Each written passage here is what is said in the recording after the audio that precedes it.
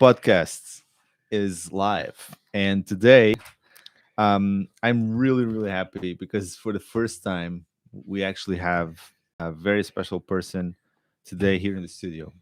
So um, today's episode is episode 89, from computer graphics to Lisbon's uni, a life in computer science education with Miguel Sales Dias. And as you know, the Productized podcast is produced by Productized. We are organizing a series of interviews with product innovators, successful makers, and entrepreneurs. And we hope those who listen to the ideas on this show are inspired to action. For show notes and additional resources related to today's podcast, visit us at productize.medium.com.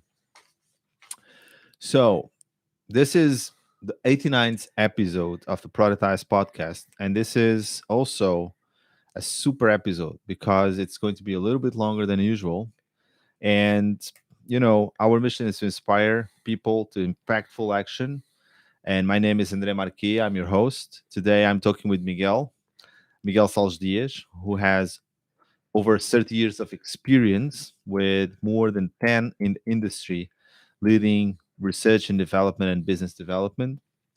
Professor Miguel Sales Dias holds a BSc um, in 1985 in electrical engineering, an MSc, a master's in electrical computer engineering from both from Instituto Superior Técnico, and a PhD um, in information science and technology, with a major in computer graphics and multimedia from ISCTE.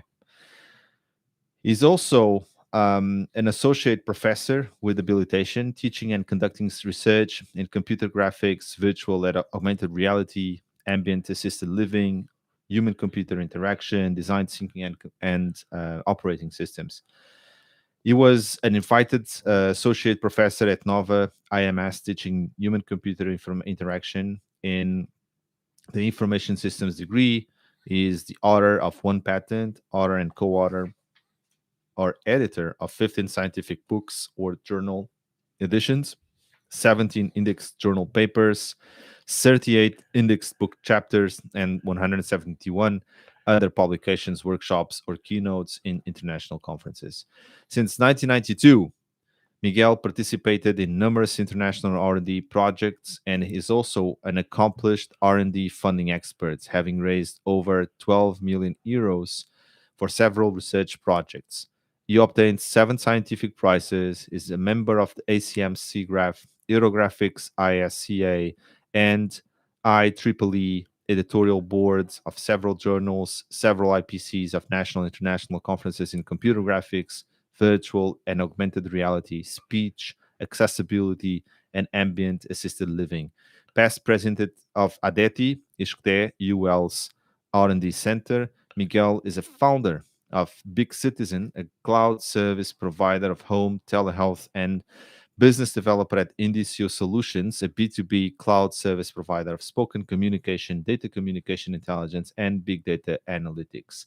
Miguel was born on December 1st, 1961, and in his free time, he loves traveling with his family, the cultural heritage cities and sites, skiing, and history. He's also a happy father of one girl, one adult lady, and one adult man. And I had the pleasure to be at Miguel's 60th birthday last week. So, Miguel, it's really a pleasure to have you with us. How are Thank you? you. How are you feeling? Very well. I'm here with friends, with a good beer, warm, True. warmer than outside. So I'm really Exactly. cool. Thank you.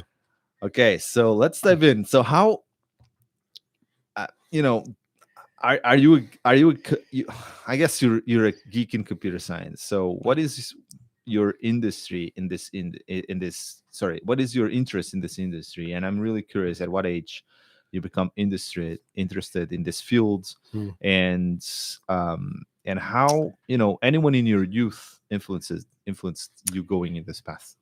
Well, thank you, Andrea.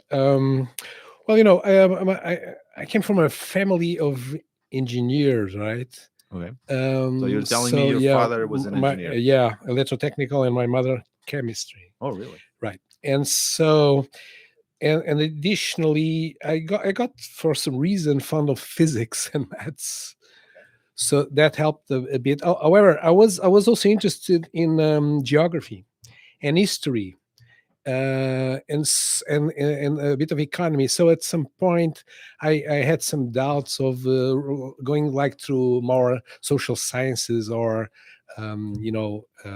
like maths or engineering, and in the end, I end up in that path because I mean I was really fond of the basis. That was why. So you were telling me that your father used to work at Raret, right? Which has, if we were having Yeah, this conversation 6 months ago, nobody, at least here in Portugal, would know what it is. exactly. Now, I guess lots of people know because it has been made famous by the Netflix series Gloria, where Correct. for those that don't know, Raret is or was a retransmission center that was built by the Americans during the Cold War to Exactly. make sure that the people behind the Iron Curtain were having access to information from The the Western Western side, world. Yeah, and correct. it was installed in Portugal for technical reasons because this was at a good distance to propagate shortwave signals to Exactly. those countries.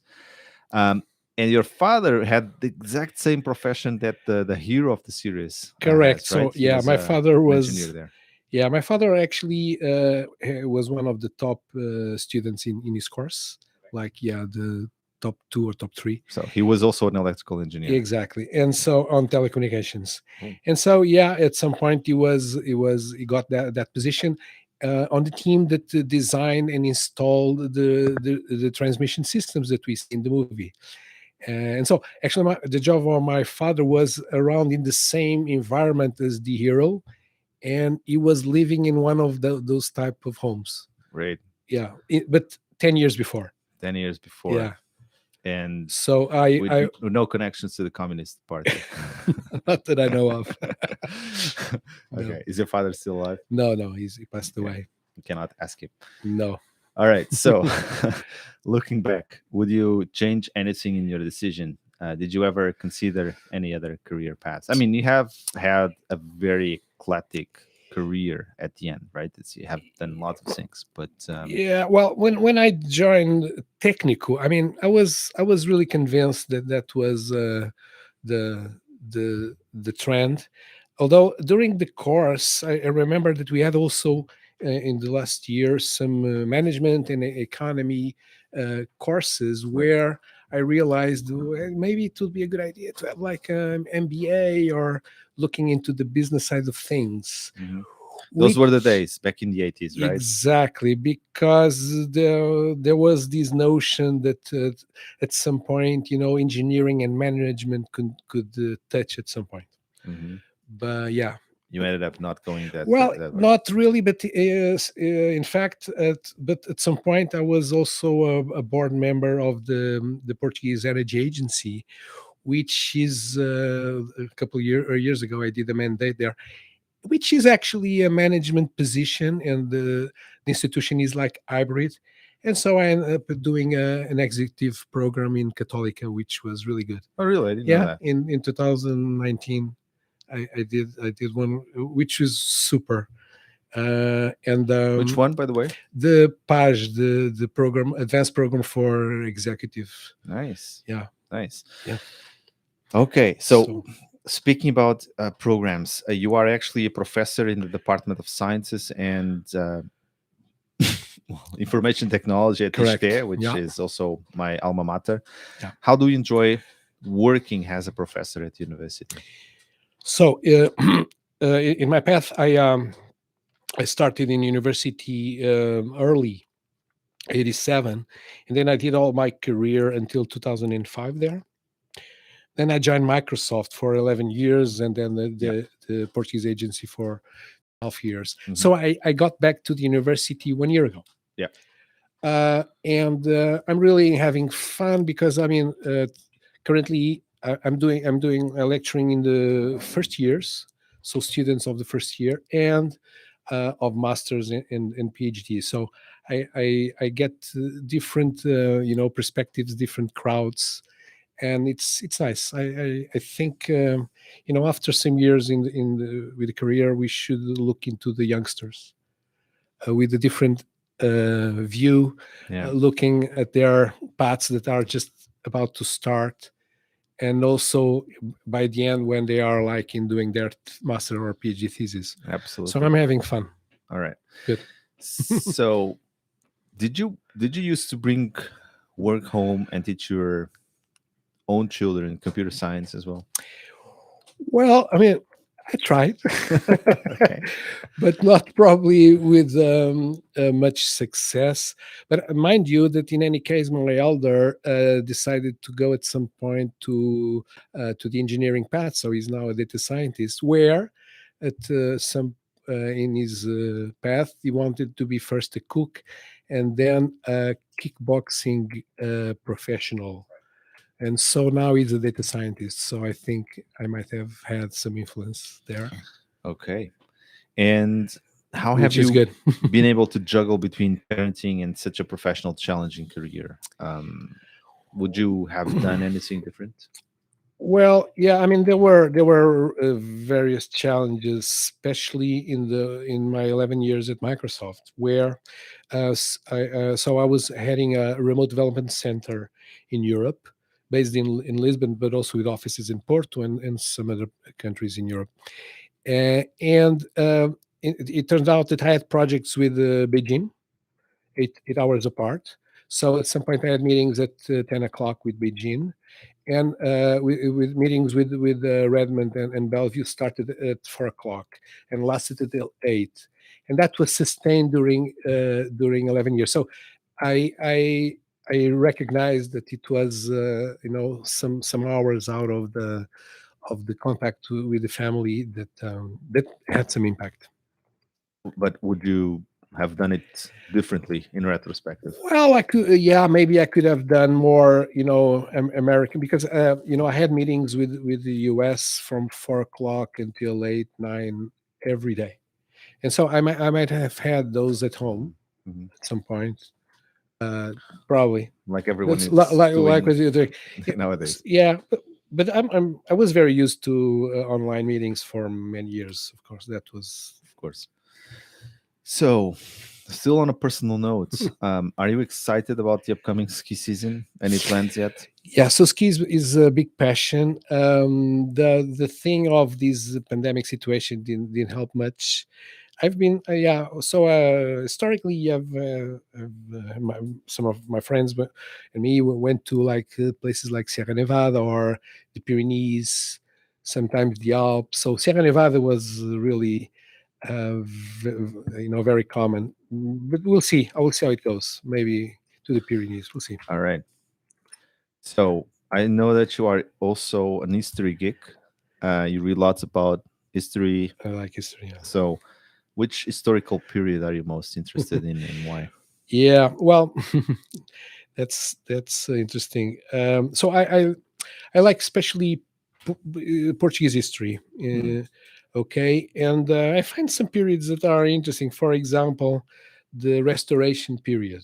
okay. Okay, so the period where from You were born in Restoration Day. and actually I was born in Restoration Day, but that's Excellent. a coincidence. But it's interesting because it's a very complex. After John the Fourth was acclaimed, Mhm. we went into 26, 28 years of war with Spain, and there were a lot of political turmoil with the Dutch, with the French, with the English, with the Spanish. Also the situation of our maritime expansions Right. and possessions. It was an interesting period. Absolutely. Yeah. Um, so let me do this first intermission now. Uh, We talk about history, and let me tell you about um, the fact that if you are interested in specific topics for Productized this year, we are preparing an excellent lineup of courses and workshops, but we want you to be part of it. So please fill in the form in the chat on YouTube or maybe in the podcast description if you're not watching this live, and help us to choose the most interesting topics that you feel at struggle in your professional product life for 2022, because we want to invite the best people to give those workshops, and we want you to be able to attend those topics. All right, back to our interview. So you went to computer graphics with your colleague, a technical colleague, Pedro Faria Lopes, which I guess ended up also being a colleague at NESC then. Yes. And you told me you thought that you would be working on CPU design. So how did you Correct. get into this early field, almost seminal field of computer graphics in the early 80s? Yeah, well, when I was finalizing the technical degree, the engineering degree, that's when in the mid INESC was founded in 1980. So I was really fond of INESC because it was a research novel research unit in the image of the American style, private funding projects, etc. And I did a final course project on the simulation of CPU, the Intel 8085. We did a logical simulation, etc. So I was really enthusiastic about that. So I thought that I went when I started the masters in technical, which was really cool. I had the very good professors like um, Luís Vidigal, um, and Mário Rui Gomes, Tribolé, etc. And so I thought I was doing microelectronics, integrated circuit design, CPU design. But suddenly I was already a friend of Pedro, and Pedro was moving from traditional movie pictures to computer graphics movies at that time. Pedro was also a colleague of yours at technical. Yes, and then at the masters. So I joined with him, and then he brought me into computer graphics. He's the one to blame for taking you from CPU design into computer graphics, correct? Okay. And why was he already doing computer graphics? Well, yeah. I mean, he's a friend for long, so he had a background on the movies. All right. Yeah. So he was doing small movies, etc. And he was also interested he did the first experiments with computer graphics in movies. And so he ended up, me and him did the first 3D computer graphics movie. Okay. In Portugal. This is the movie André and Wally B from this is Lucasfilm, but this is the same people that ended up creating Pixar. So this was the state of the art, I guess, at 1984. Okay, let's just give it a quick view. It's 1 minute. We might not actually go through the entire video. So have you actually seen this movie? Yeah. In 1984, were you aware of this movie back then? Yes, this was one of the references, and then also Luxo Junior from the same guys, and this was US. So we see already a lot of. Well, at that time, this was really cool. This was the best. Yeah. Even today, I mean, you look at this. Yeah, it brings emotion, drama. Right. Yeah, there is a plot. There is an empathy with the character. There is this notion of a character that plays a role, and we empathize with. Yeah. So, but there was also an influence here in Europe. The Swedes, Daniel Tallman and Nadia Tallman, they did more or less at the same, a little bit early, a simpler movie called Dream Flight, Vol de Rêve. Okay. And that was a wireframe only movie. But I remember that. Tell me the name, sorry. Vol de Rêve. I think I sent you that reference. Vol de Rêve, Dream Flight. Yeah. Nadia. Tallman, Daniel. Yeah. Let's see if we find it. Yeah. So, I mean, might be not so easy to find it anyways, but we'll put this on the references. Don't worry. And so I really remember the first time I saw, I was really impressed because I mean, it had also an history, and and interest. I mean, How did you it's a get to simple see story. these movies of VHS tapes that were Yeah, circulating so in the the house? Pedro showed me. I mean, yeah, these were in This, VHS right. tapes, yeah, ordinary tapes, So yeah, then you went up to produce the first CGI movie here in Portugal with Pedro, on yeah. with Pedro Mm-hmm. on a Data General mini computer, which is a special machine called MV8000 in MV 8000. 1986, Mm-hmm. Yeah. and you were actually doing this with a Terminal DG. The funny thing is that when I was searching for this machine, apparently a book has been an entire book that won the Pulitzer Prize Okay. has been written about the Yeah. construction of this machine, and the book is Okay. called "The Soul and the New Machine" by Tracy Kidder, that tells the story of how two engineering teams of youthful computer and designers, the Micro Kids and the Hardy Boys, Mm-hmm. who worked under high stress days, nights, and weekends on what the company called Project Eagle. So this was internal project of development of the Okay. computer, and apparently this is still a reference book on not computer science but on people management nowadays, Okay. and how a company creates a skunk works to design and in a very very fast time and record time a new kind of computer. So this is from an article from the New York Times published in Yeah. 1981. But my question to you is actually, how did you, so those days there was no Unity, no rendering Zero. tools, No, no. no, you There know, were just so there you was had to graphical actually. libraries like at that time the graphical kernel system, which was a European graphical library, and there were some graphical screens, but they were wireframe, so black and white type of screens. So there was at that time the first raster graphics were being invented. Hmm. Okay, so there were no commercial. So at 82, 83, I mean, they were starting to appear. When we were at INESC at 86, 87, there were already some, but extremely expensive. So we end up doing our movie in a black and white screen, but with graphical capabilities. Okay, and this MV8, the DG MV8000 was the first computer that INESC bought. Right.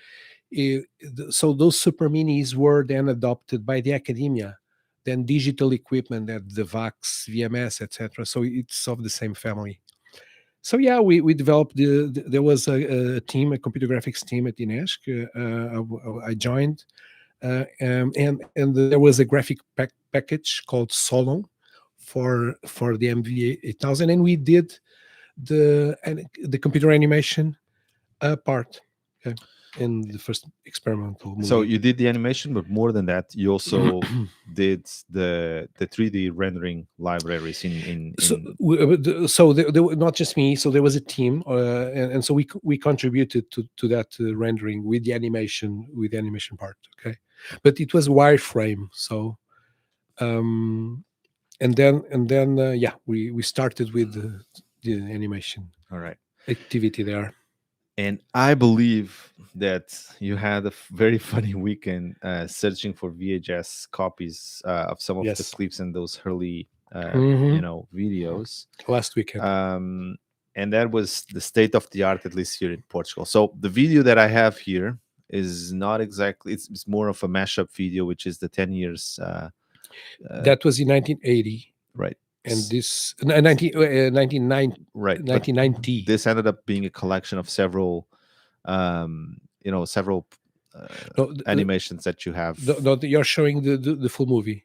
This is the full movie, This is the right? full movie that celebrated the 10th anniversary of So INESC. let's just see what was state of the art back then. Yeah. So So this was fully developed by the computer graphics team of INESC.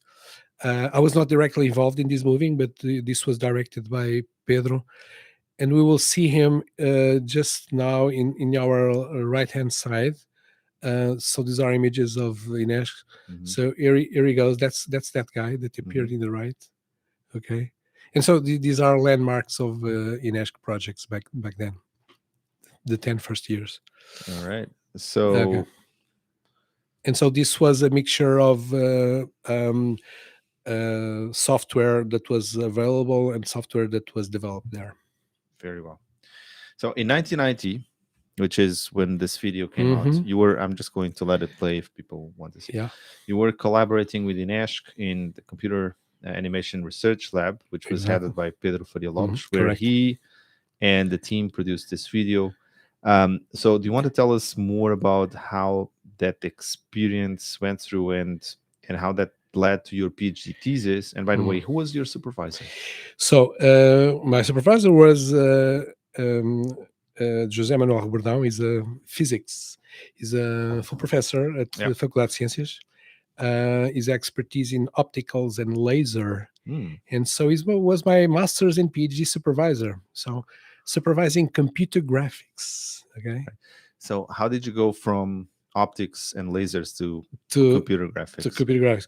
Well, so I met him when I was doing the masters. This was 87, most like 86, 87, and he had a project for a CAD system because he developed a laser cut Laser cutter, system right? for apparel for garment.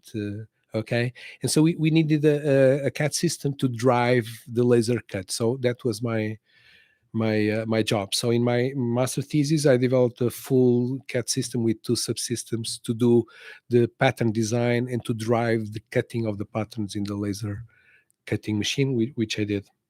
Okay, Absolutely. So, called the Roblage project. Roblox, That and that that was that was part of a spin-off that ended up. no. So at that time, so that was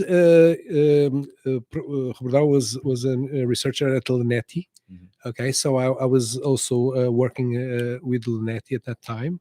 So this was in my master.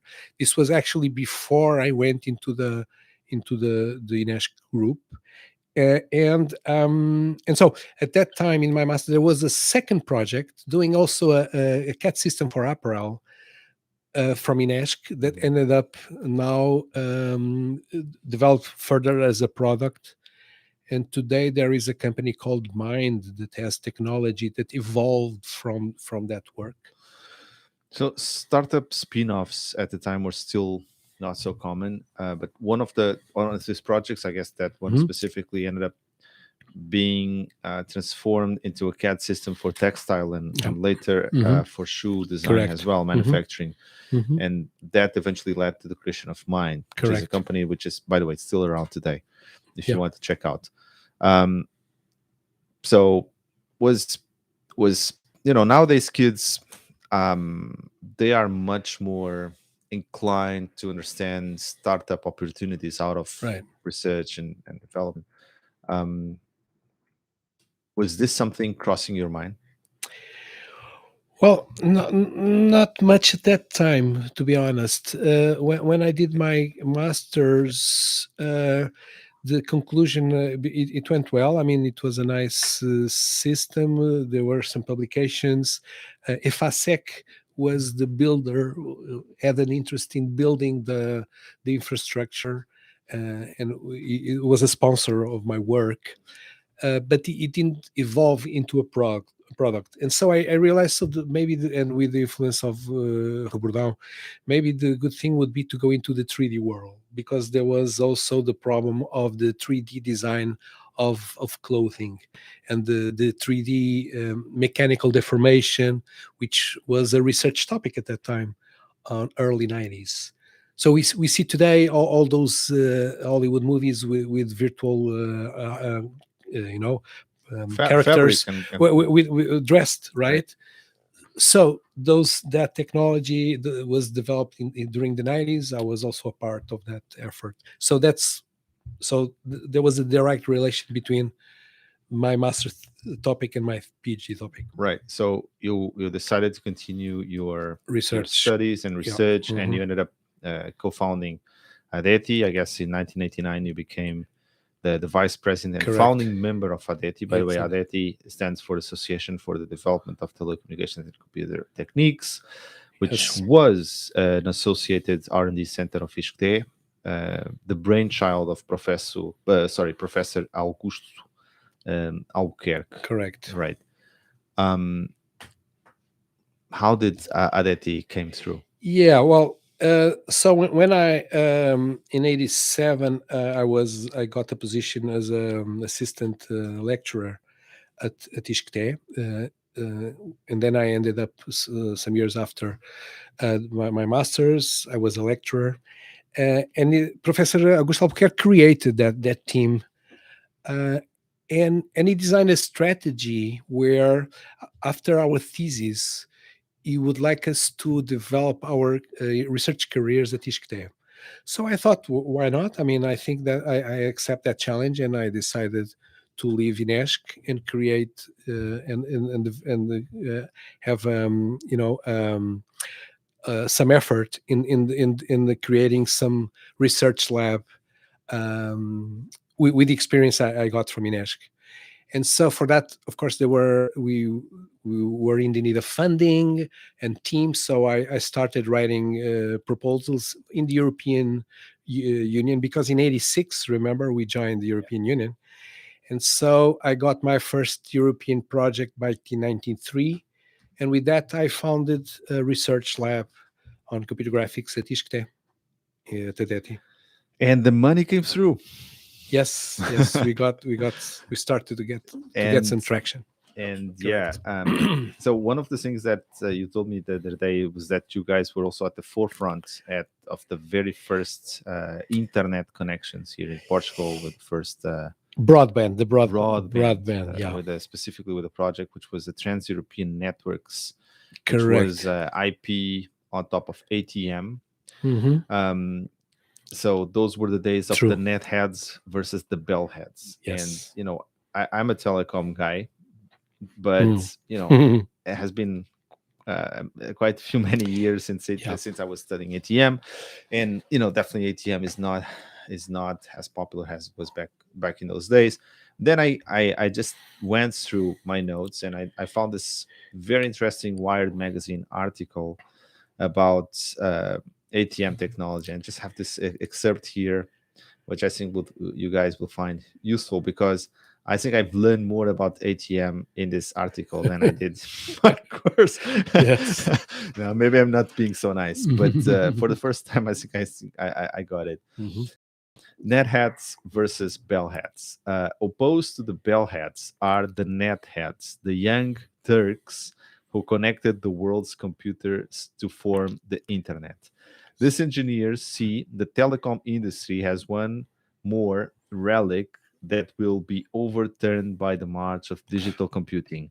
The Netheads believe in intelligent software rather than brute force hardware, in flexible and adaptive routing instead of fixed traffic control. It is these ideals, after all, that have allowed the internet to grow so quickly and that are being incorporated into the internet protocol. This is Wired Magazine, October 1996, and these words ended up being 96. very, Yeah. very prophetical, in the sense that ATM was very strong technology back in the day. Now there's nowhere to be seen. IP has taken the world, as we know.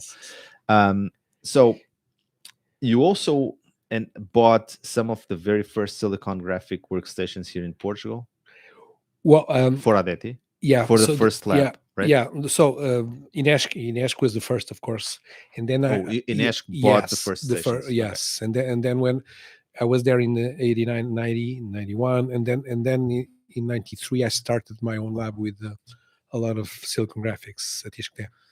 They are in the museum now. They're in the museum, but back then they was the cost top. a lot of money. Yeah, a lot of money. Yeah. You needed a European project to have Right. one or two. Yes. And you bought what was then, you told me, the state of the art, the iris. Yeah. Do you have any funny story? Because yeah, have you seen the movie Billions on Netflix, the series? I'm the code that changed the world. I think so. Billion, the code that changed the world. Yes, Exactly. yes, yeah, Have yeah, you seen it? Yeah. They speak about. I knew that. I knew that project. I knew because. You've heard about that Oh project? yeah, during when it happened, because I was still developing also at that time in Silicon Graphics. Okay. And so yeah, so they used it in Onyx, which was the top. I didn't have an Onyx. You didn't have the money to buy No, that. I almost. So I I could have had an Onyx. What happened? What happened, Miguel? I Well, I at that time I had so many, actually a lot of European projects, and it was a bit too much. And so I was no, I don't need an Onyx. I'm enough with what I have. So yeah, so I So you had like an Indie and Indigo, a O2 Indigo 2, O2, Indigo 2. They were also good, not as good as an Onyx. still. So in the late 1990s and early 2000s, you took a bunch of students from my class. So my class is Yeah, a class of telecom engineering, 1998, yeah, like Pedro Santos, Rafael Bastos, António Calado, later on Rui Varela, yeah, to AR, VR projects. And you did have several breakthroughs, including the best demo at an international conference, yeah. which was in Barcelona, if I'm not mistaken. The best time, no, that was in Darmstadt. That was in Germany. AR 2002. That was the AR Toolkit workshop. It was the workshop of all the practitioners of augmented reality. Back then, augmented reality was starting in 1999. Yeah, Yeah. So I have the video here. This is the video from 2003, yeah, when we were and after the prize. Yeah, after the prize. Okay. So in this video, it's in our lab we at have ISCTE. several of my colleagues. Pedro, this is you, of course, That's me. Yeah. almost 20 years ago. Hmm.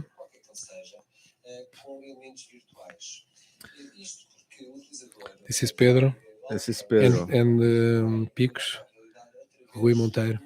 And so you guys were using this AR toolkit, which was not developed at ISCTE, right? The core library We was started. We are looking at the AR toolkit, yes, but then this was 2002, 2003. So I had a lot of work in augmented reality until 2005, and we developed our own platforms, various. So we had various master's theses and PhD theses.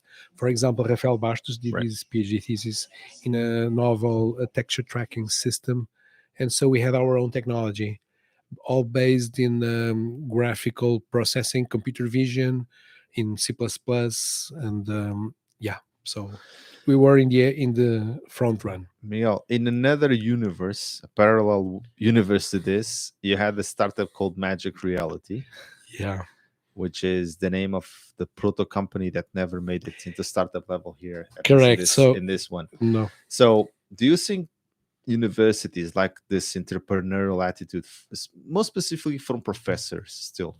Because on the student level, I think that might be changing a little bit, yeah. but from the professors themselves. Yeah, so we did some not just European projects. We did some services. We sold licenses of our software to Dutch companies and German companies, but we didn't really accelerate the technology. We created the brand, Magic Reality, etc. We This, had the guys, remember, this technology. was 2003, Doesn't 2004, Yeah, so this is four, like yeah, yeah. almost 20 years ago. Exactly. And so we did not did the last mile. So we were missing, Why do you think that still happens? Is that because universities don't encourage professors, don't give them space, don't incentivize or don't create the infrastructure so professors feel, okay, I feel that I can do this and I can stop my yeah, well, I mean, the university at the time was very supportive.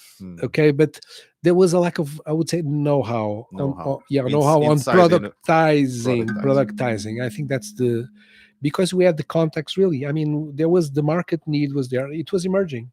So after that, augmented reality, at some point was jumping like today, but I think there was a lack of knowledge.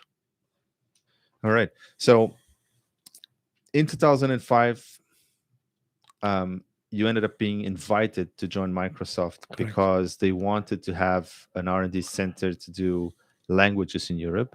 Mm-hmm. You ended up spending 11 years at Microsoft. Mm-hmm. How was that experience? Was terrific. Okay. It was not 11 years in Tibet, for sure. Was the best experience I've had. I mean, I must be honest. Really? Really. Yeah, Okay, I was not expecting it.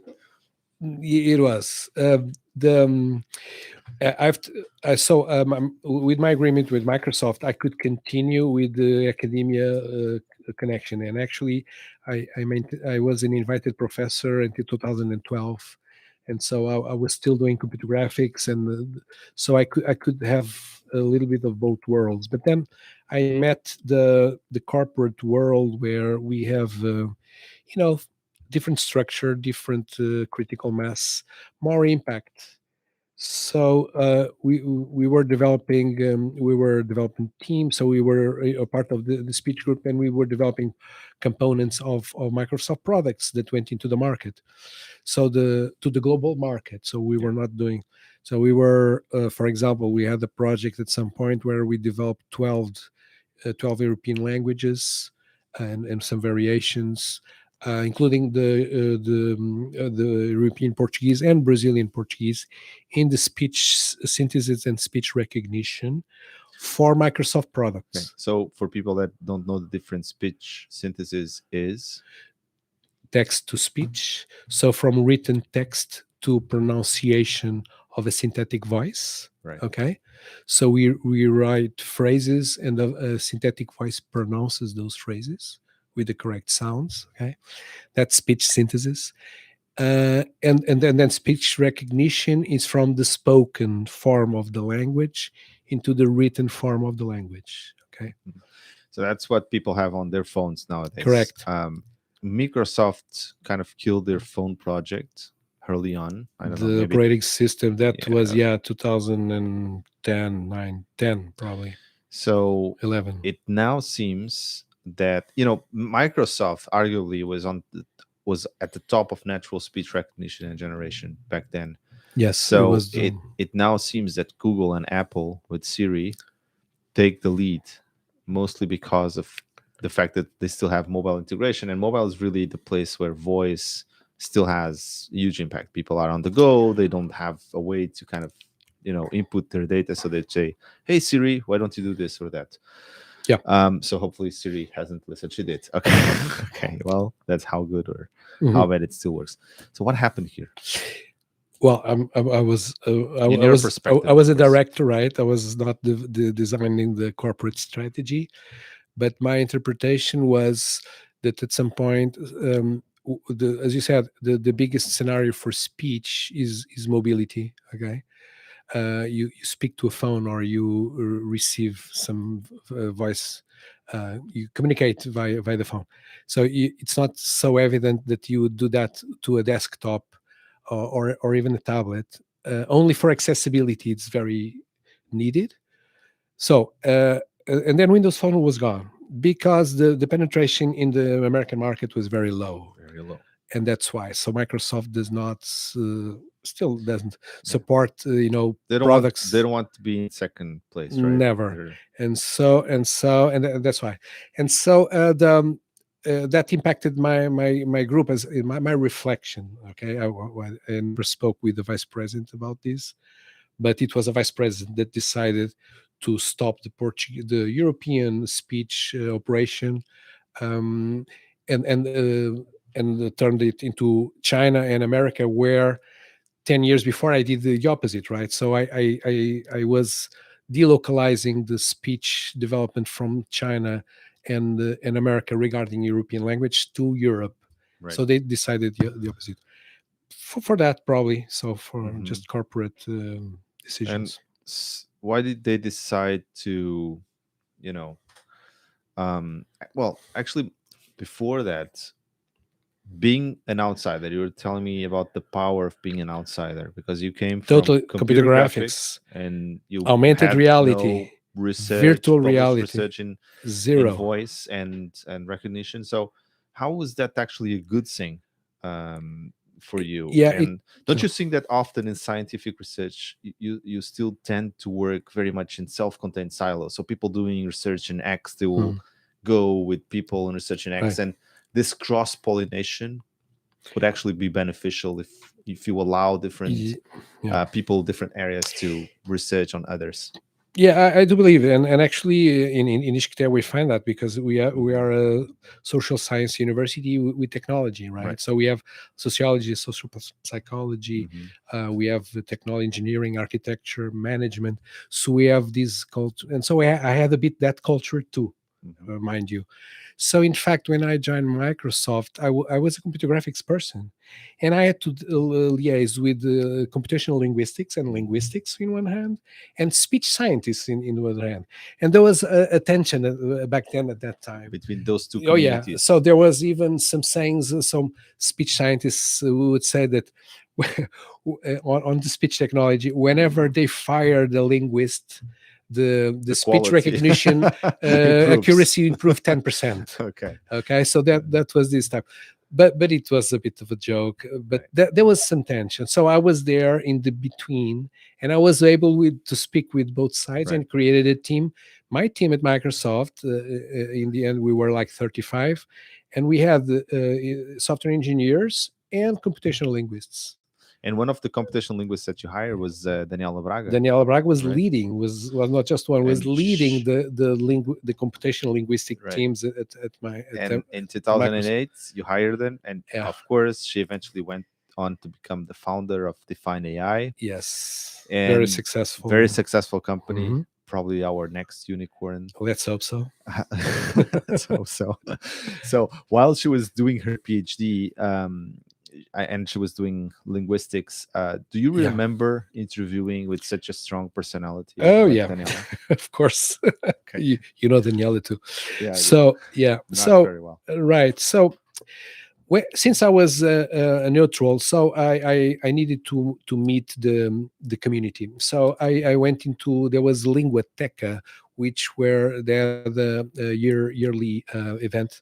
This was organized by Diana Santos, that I met because she was Right. also my And this colleague was at here in Master Portugal, Portugal. Linguateca. Yeah, and Diana Santos, computer scientist. Does it still happen? No, Have that one I don't think so, but it was very active back then. so that was a conference. Yeah, well, a gathering with The power tutorials. of conferences, Yeah, guys. the power, really. Yeah, gatherings, Gatherings, networking. short courses, keynotes. True. No, and I met all the community, you see, Yeah. and I met Daniela. And Daniela was very interested in the endeavors I had, which I wanted to develop the Portuguese voice, the Microsoft Portuguese and Brazilian Portuguese voice, two voices, and she was knowledgeable about the technology because she did her PhD in the Portuguese synthetic text to speech synthesis of European Portuguese. And so yeah, I hired her. It was terrific. Yeah, and so she did a wonderful job, and she liked the company. She eventually went into work with my colleagues in China first, and then in Redmond, and at some point we were colleagues. Okay, so we worked because she was based in Redmond in the same team I was. We were really colleagues, peers during some years, and then she left Microsoft, and we were like peers until she left Microsoft, when she created Define Crowd first, and then Crowd AI. Do you remember how? I mean, she pitched you So I met define her. AI at any points. Was like having any ideas of becoming an entrepreneur, or do you Yeah, know the we did. story? We did a lot of conversation, but that's probably another story. Another story. Yeah, so another long story. Okay. Um. So, Microsoft decided to close the R&D here in The Portugal. Of course, Microsoft Language Development Center. the crisis of 2008 happened. You were telling me the other day that Steve Ballmer was actually here in Portugal when the day that the Lehman Brothers went down, or something like that was happening. Yeah. And back in the day, that was probably bigger than COVID for lots of companies. Yes. Um, and long story short, after Microsoft closed the operation here in Portugal, you decided, or you were invited to join Adeti. Adeti is the Portuguese energy agency, Mhm. and you joined as a board member, which is, I guess, you were voted a board member. How does it How work? does it work? So, going a little, if you allow me, Andre. So, Sure. of course, my operation stopped in 2016. Right, the crisis was 2000, was before. but that impacted a lot. The 2008 Microsoft. It Mhm. was the first time that Microsoft fired ever in January 2009 Mhm. out of the Lehman Brothers, but then it recovered. Of course. But yeah, on in 2016 the operations were closed, and then I was invited to be a part of a list that was voted in the General Assembly to be the next board of then. The vote was in the late 2016. This, I think it was December. I joined in January. So because this is a hybrid association, so the board is voted by the General Assembly. So that was the process. So that's how you started Yeah, there. correct. And For a also, mandate. one of the things that you brought in was that you started to understand that you could disrupt what is essentially a public agency with the Mhm. power of tools like design thinking, service design, business model Yeah. generation, right? How did you came into contact with these new tools? Well, first, so I was, of course, I was invited by a very good friend of mine, that João Paulo Girbal, that was the president of the team, and me and João Paulo Girbal and Paulo Tomás, we came from the private sector at that time, and Maria João and Manuel Boya were the other colleagues that were more in the agency type of activities already, and governmental. And so we had a mixed vision of public administration and private sector. And so we realized that we could do some bettering, some improving efficiency, and we did some restructuring. We changed. It was a 100% agency. We changed the positions of 50.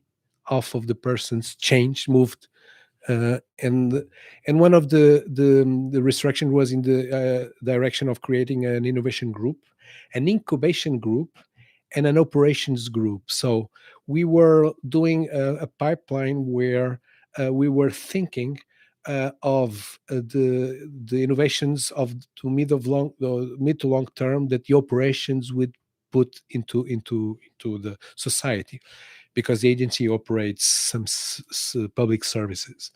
So we were thinking of how to think of the future of those services, and even incubating and accelerating new services, which we did. And so on that restriction with these three groups plus some support units, we thought that to accelerate innovation, design thinking and service design would be design sprints type of methodologies were the best. And actually we counted with you with Productized help at that time. Yeah. And there are some products of Aden now in the market today that resulted from that initiative. Yes, that's correct. Um, and again, once your tenure with Aden was over, you came back to the academia. Correct. But you were also one of the founders of ESTAR and or ISTAR in 2014, Correct. and a coordinator of the so-called digital living spaces group there. Um, but my question: why did you have to change Adeti to ESTAR? What's the story there? Okay, so yeah, it was you see, I maintain while at Microsoft, since because I left in 2016, I also always maintain my liaison with ISCTE, Hmm. especially in the innovation and research. This was a strategy of the university. Adeti was a association, a non-for-profit association, and now the strategy was to consolidate all the research in ISCTE, which happened also in other universities. It was a natural consolidation activity. And so I was, of course, since I was a defender of the research at ISCTE, Hmm. I was also one of the founders, along with Nuno Guimarães and Fernando Brito Abreu. That's essentially a rebranding. Same people. Well, Went through. we increased it, people. So we were joined with the mathematics department and the architecture part of the architecture department the part that is interested in digital technologies. Right. So You we joined. and, So we enlarged. It was a larger operation. and you are also collaborating actively with the Social Digital Associated Lab, which was founded, Correct. this year. Yeah. So that was a different operation. So Gathered 6 research units of ISCTE correct. to coordinate the digital transformation thematic lines of, what is exactly the Yeah. because this had lots of media exposure, but can you Correct. give us I a can. perspective? So yeah. So I'm as we've. I mean, I'm always fond of intersectorial, interdisciplinary research. That's evident. And here at ISCTE, there was an opportunity 1 year ago to bid for ISCTE as a whole to become an associated lab. There were already at that time around 30 associated labs, and so there was an increase, and we won. So because if we bind together, we are around 400 professors, researchers. Okay, joining hands, we are in the top of the Portuguese associated labs also. So that was, and of course, but in the area of social sciences and technology. Mhm. All right, so let's talk a little bit about future trends. Yeah. Why?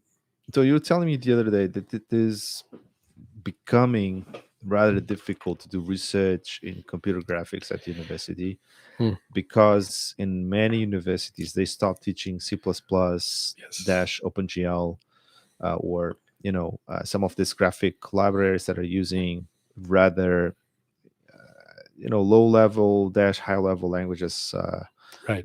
like C++, but very close to the metal.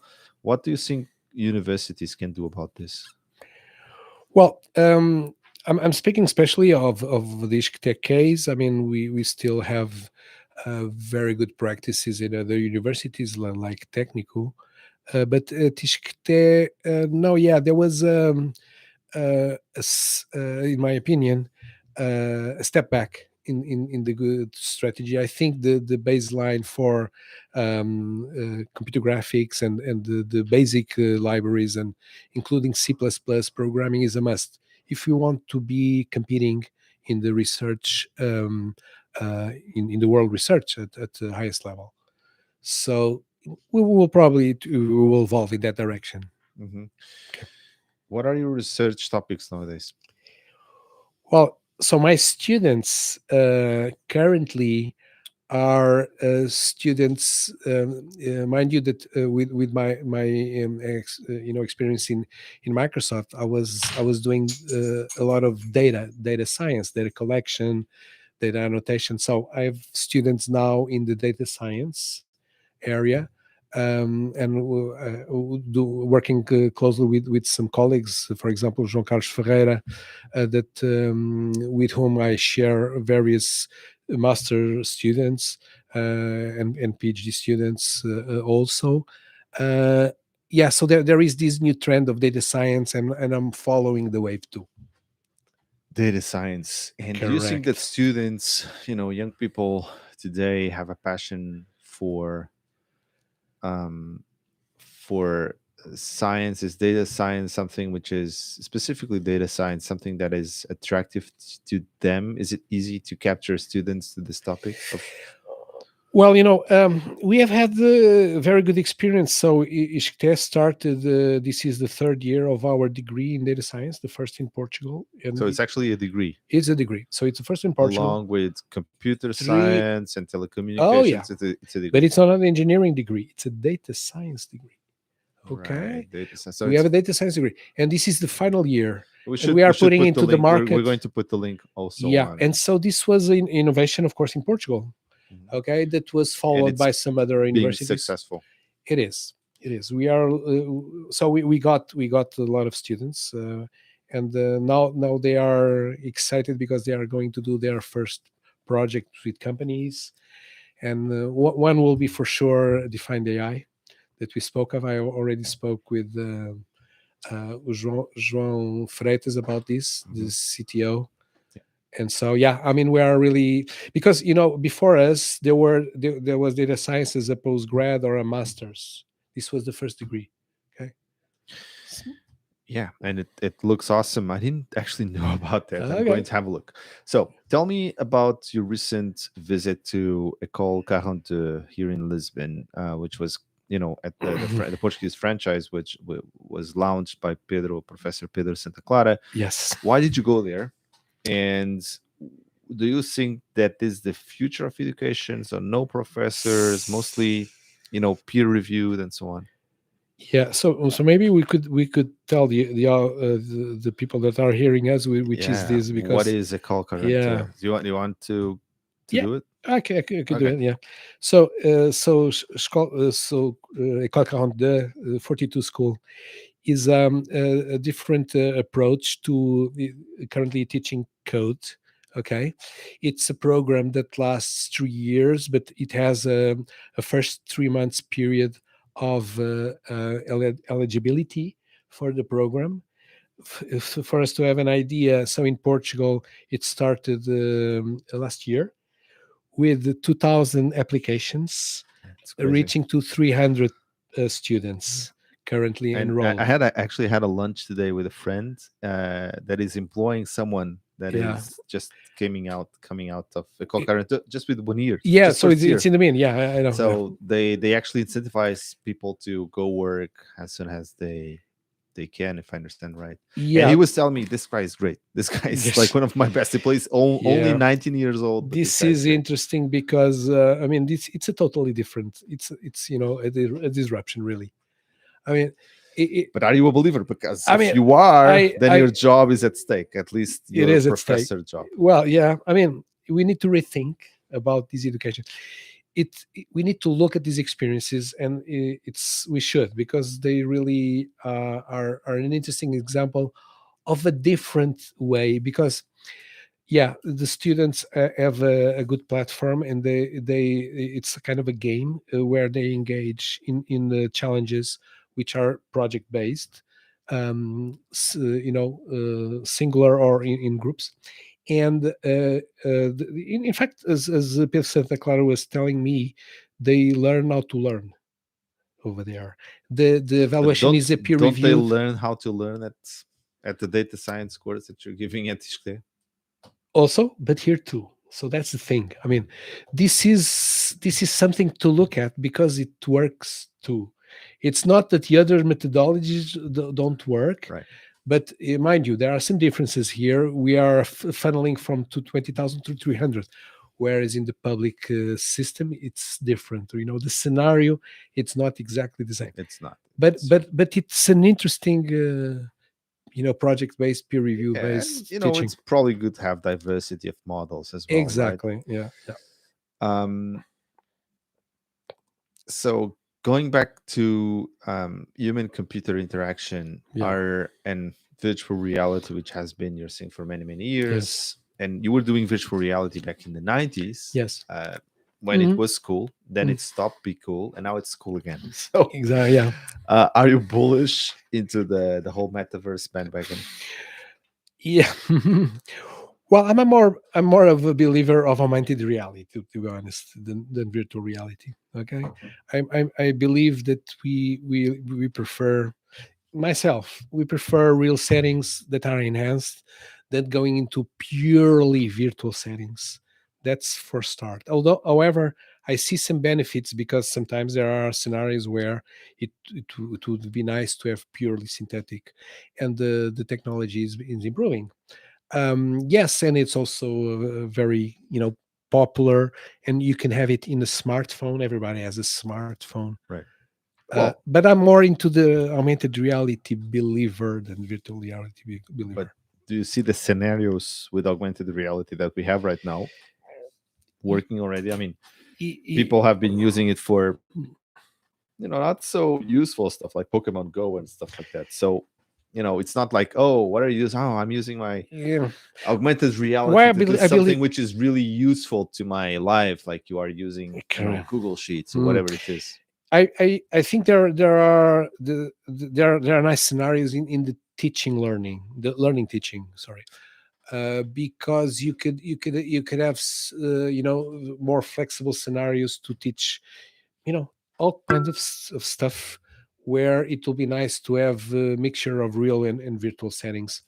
And so I believe in the teaching, Hmm. and also in the industrial settings, also some very nice Yeah, one of scenarios. the biggest purchases of augmented reality goggles has actually been the U.S. Army. I think they Yes, bought thousands to Microsoft HoloLens. HoloLens. I'm Hmm. not sure Okay. what they're actually using those for, but we can guess Simulation of probably fighting scenarios. battlefield conditions. Hmm. So you have also been actively collaborating with the Digital Innovation Hub, AI for PA, which stands for Artificial Intelligence For and public Data Science for administration. Public Administration. Yes, Portugal Innovation Hub, which was recently approved by the Ministry of Economy here. exactly. Um, so, what's your idea? Are you trying to create something in the lines of AI for public administration, like a Yeah. low-cost data-centric consulting lab for public administration to promote public policies? Yes. So this innovation hub goes into the line of the social digital lab too. Okay, it gathers the best of ISCTE, with the expertise in public policies and public administration, and with the know-how of data science, to help the public administration. So the local and central in driving policies based on data. And I give you, for example, the example of Aden. I mean, I was there. In the context of innovation group, we created a small data science team, and our idea was to leverage the public data of energy efficiency of buildings, energy consumption, electricity and gas energy consumption, water consumption, of course, subject to the RGPD, of course, to deploy that to the economy and to the academia and society, to improve policies. Right, And because policies need to be data backed. we believe, well, ISCTE believes so. So that's Mhm. our the But innovation hub. do governments actually believe so? And if they sometimes they do, but they just don't act as they speak, Not yet. right? They don't yet, not yet, because of lack of know-how. So they Right. don't really understand the power and the trend. So that's why this lab thing plans to do training, to do experimental exercises before going into production, to really teach the public agencies, central and local, how to handle with these huge data sets for the benefit of the society, and in line with the directives of the European Union, recent directives in the availability of public data for the society at, Very well. at large. Public good. That's something has been in a north star in your public and professional life for the last 30 or more years. Hmm. So, which books are you recommending your friends to read, Miguel? Can I? Yeah, Yeah, go on. yeah. So, okay, well, I would recommend to read the biography of Steve Jobs Hmm. for Okay. starting, because I mean, is why? Because Are you recommending that book to your students as well? yes, yes, yes, because he is a person different from the mainstream, right? He was not a believer in the market studies.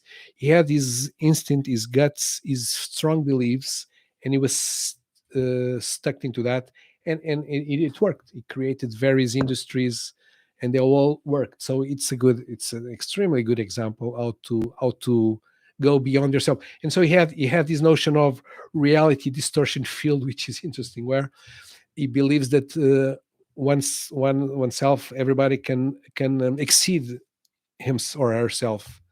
It's possible. We have our limits, so he believes that we could bypass our limits, Go beyond your go beyond limits. your limits. So I would say that, and then I would also recommend from, if you like history, from Harari, Yuval Noah Harari, Sapiens. That's a classic. That's you're not the Yeah, yeah, first yeah. I guest know, I know, I to know. Yeah, to yeah. recommend that You book. you have also Amadeus, which is more a visionary, but Sapiens, I think, is. Uh, yeah, those are two best. Then, I mean, professionally, if you're into design thinking, there are a couple of books that I would recommend too. Yeah. I also found interesting that you recommended Sentir e Saber, O Caminho da Consciência by Professor António Damasio, Círculo de Leitores Yes, that I 2020. would also, if you're, because I mean, Antonio Damasio. Are you into neuroscience yourself? Well, I mean, I find very interesting because he always goes beyond the current knowledge that we have of our process of cognition, perception, and consciousness too. And what I found interesting is that recently, like a few years ago, and I knew that from his book, there are some neurons that map the 3D environment. Okay, so The 3D scanning neurons. They do. It's called the grid cells. The Grid cells, grid yeah. cells. And there are also Okay. place cells that are activated if we go to certain place. But grid cells are activated in the Cartesian reference frame. So it's like a 3D reconstruction. So he claims that what we see is that because we are reconstructing in neural networks in 3D.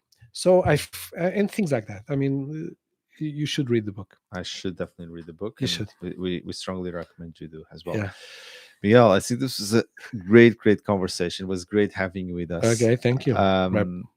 So let me just tell you, thanks also for joining us at Productized Podcast. If you enjoyed staying with us, you can subscribe to our Spotify channel, which is growing like fire, and share this episode with friends and colleagues. You also have show notes and more episodes at productized.media.com, and we're going to publish a very lengthy recap of this episode with all the links that we talked through, and some of these very interesting videos that we have seen. This is true history in the making. Yes. Or it was back then. So next podcast, we'll be speaking with João Montenegro. He's the co-founder and head of product design at Ubo. So if you're curious, join us live on the 15th of December at 5 p.m. West. Production. So this podcast was hosted by me, André Marquet, was produced by my colleague Teresa Sigismundo, with research by Katrina Shirsik, and sound editing by Miguel Souza. Thank you. Thanks. Okay. Não, aquele tema das perguntas, não houve ninguém que não apareceu nenhum. Olha, eu boa tarde a todos. Ok. Muito bem.